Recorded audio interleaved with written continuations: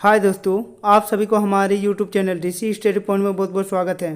तो दोस्तों, आज हम लोग क्लास 7 के इतिहास के चैप्टर नंबर 1 को देखने वाले हैं, जिसका नाम है मध्यकाल में भारत। आज हम लोग इस चैप्टर के सभी अभ्यास के प्रश्नों को देखने वाले हैं।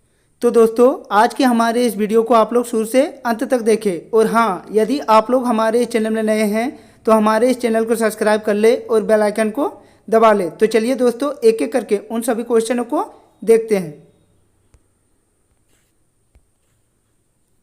आज का हमारा पहला क्वेश्चन कह रहा है कि रिक्त स्थानों की पूर्ति करें। पहला क्वेश्चन है कि अल इदरीसी एक डैश था। तो अल इदरीसी एक भूगोलवेत्ता और लेखक थे, इसलिए इसका सही जवाब होगा भूगोलवेत्ता और लेखक। हमारा अगला क्वेश्चन है कि भारत का मध्यकालीन इतिहास डैश वर्षों के दौरान हुए परिवर्तनों का अध्ययन है। तो भारत का मध्यकालीन इतिहास 1000 वर्षों के दौरान हुए परिवर्तनों का अध्ययन है, इसलिए इसका सही जवाब होगा 1000 वर्ष। अगला है नक्शा या मानचित्र बनाने वाले व्यक्ति डैश कहलाता है। तो नक्शा या मानचित्र बनाने वाले व्यक्ति को हम लोग मानचित्रकार कहते हैं। अगला है कि अरबों के सिंध विजय की जानकारी डैश नामक पुस्तक से मिलती है। तो अरबों के सिंध विजय की जानकारी चैनाना नामक पुस्तक से मिलती है। अगला क्वेश्चन है कि इतिहास की जानकारी के लिए किसी क्षेत्र विशेष के डैश को जानना जरूरी है। तो इतिहास की जानकारी के लिए किसी क्षेत्र विशेष की भौगोलिक परिस्थितियों को जानना जरूरी होता है। आप लोग इसे नोट डाउन कर ले। तो हम लोग बढ़ते हैं अगले क्वेश्चन पर। हमारा अगला क्वेश्चन है कि सही मिलान कीजिए। तो प्रथम कॉलम में पुस्तकों के नाम दिए गए हैं और दूसरे कॉलम में लेखक के नाम दिए गए हैं। तो पहला है कि तहकीक ए हिंद। तो तहकीक ए हिंद नामक पुस्तक, तो इसका लेखक अल बेरूनी थे, इसलिए इसका सही मिलान होगा अल बेरूनी।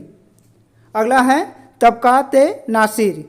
तो इस पुस्तक का लेखक मिनहाज उस सिराज थे, इसलिए इसका सही मिलान होगा मिनहाज उस सिराज। हमारा अगला है कि ताज उल नासिर। तो ताज उल नासिर पुस्तक के लेखक हसन निजामी थे, इसलिए इसका सही मिलान होगा हसन निजामी। हमारा अगला है मसनवी। तो मसनवी नामक पुस्तक का लेखक अमीर खुसरो थे, इसीलिए इसका सही मिलान होगा अमीर खुसरो। आप लोग इसे नोट डाउन कर ले। हम लोग बढ़ते हैं अगले क्वेश्चन पर। हमारा अगला क्वेश्चन है कि निम्नलिखित प्रश्नों के उत्तर लिखिए। पहला क्वेश्चन है जियाउद्दीन बर्नी कौन था। तो इसका सही आंसर होगा कि जियाउद्दीन बर्नी एक इतिहासकार एवं राजनीतिक विचारक था, जो मोहम्मद बिन तुगलक और फिरोज शाह के काल में भारत में रहा।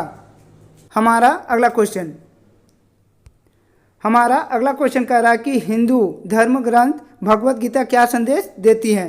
तो इसका सही आंसर होगा कि हिंदू धर्म ग्रंथ भगवत गीता हिंदू धर्म का पवित्र धर्म ग्रंथ है। भगवत गीता हमें ज्ञान योग एवं कर्म योग के आधार पर किसी भी प्रकार के भेदभाव को मिटाकर समभाव का संदेश देती है। तो दोस्तों, आप लोग इसे नोट डाउन कर ले। हम लोग बढ़ते हैं अगले क्वेश्चन पर। हमारा अगला क्वेश्चन कह रहा है कि हिंदुस्तान शब्द का प्रयोग किन किन संदर्भों में होता रहा है। तो इसका सही आंसर होगा 13वीं सदी में, जब फारसी के इतिहासकार मिनहाज ए सिराज ने हिंदुस्तान शब्द का प्रयोग किया था, तो उसका अर्थ गंगा यमुना के बीच में स्थित क्षेत्र और पंजाब हरियाणा से था। इसके विपरीत 16वीं सदी के प्रारंभ में बाबर ने हिंदुस्तान शब्द का प्रयोग इस उपमहाद्वीप के भूगोल, पशु पंछियों और यहाँ के निवासियों की संस्कृति का वर्णन करने के लिए किया था। आप लोग इसे नोट डाउन कर ले। हम लोग बढ़ते हैं अगले क्वेश्चन पर।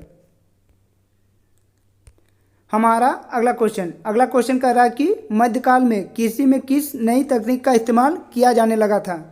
तो इसका सही आंसर होगा कि मध्यकाल में कृषि के लिए अलग अलग तकनीक का इस्तेमाल किया जाने लगा, जैसे सिंचाई रहस्य होने लगी, जिससे उत्पादन में वृद्धि हुई।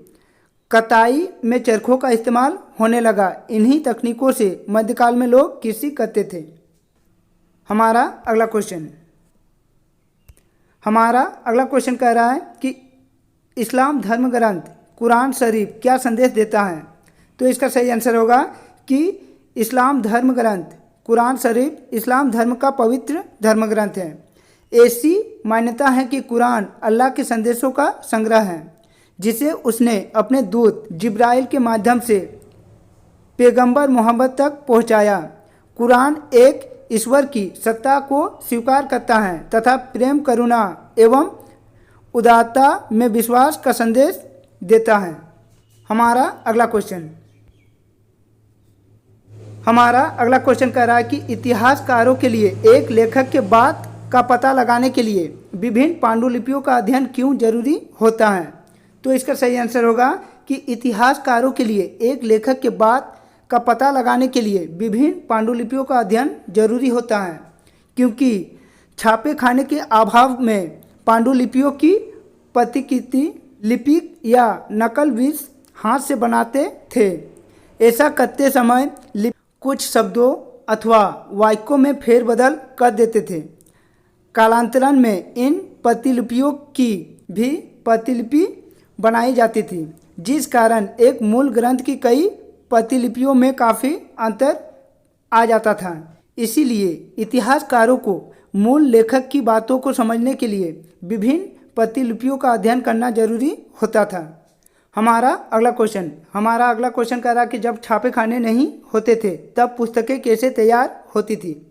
तो इसका सही आंसर होगा कि जब छापेखाने नहीं होते थे तब पुस्तकों के लेखक का कार्य पांडुलिपियों में किया जाता था, जिसके कारण पुस्तकें बनाने में सालों लग जाते थे। इस प्रकार पुस्तकें तैयार होती थी। हमारा अगला क्वेश्चन कह रहा है कि मध्यकालीन इतिहास के विभिन्न स्रोतों में आप किस स्रोत को ज़्यादा महत्व मानते हैं।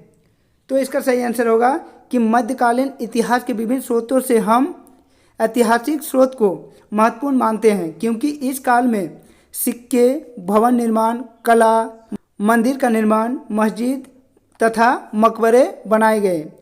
इनमें से कुछ स्रोत आज भी हमारे बीच मौजूद है। आप लोग इसे नोट डाउन कर लें।